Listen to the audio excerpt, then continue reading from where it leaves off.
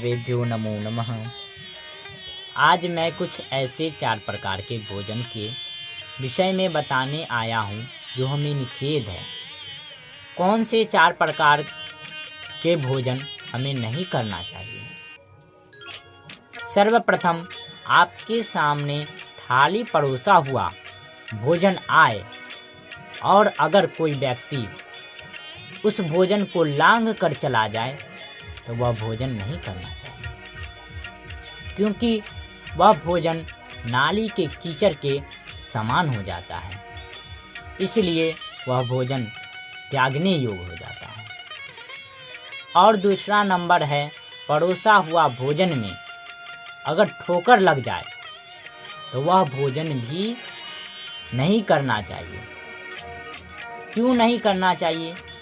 क्योंकि वह भी भोजन कीचड़ के समान हो जाता है, इसलिए लांघा हुआ और ठोकर लगा हुआ भोजन कभी भी नहीं करना चाहिए। और तीसरा है, कई बार ऐसा होता है हम भोजन कर रहे होते हैं, बीच में बाल आ जाता है, तो वह भोजन भी नहीं करना चाहिए। क्यों? ऐसा अगर आप करते हैं तो वह भोजन दरिद्रता को प्रदान करता है, इसलिए बाल मिला हुआ भोजन भी ग्रहण न करें।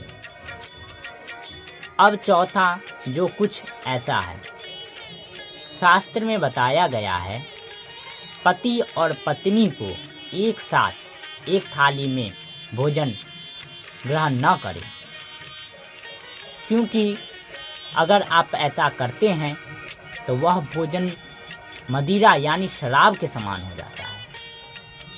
तो आज से ही एक साथ भोजन करना बंद कर दीजिए।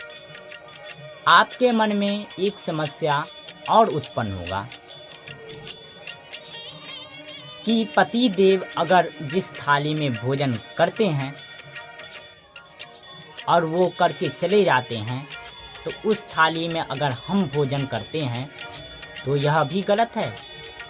ऐसा अगर आप कार्य करते हैं तो तीर्थों के प्रसाद के समान फलदायक होता है। परंतु ये 4 प्रकार के भोजन शास्त्रों में सर्वदा निषेध बताया गया है।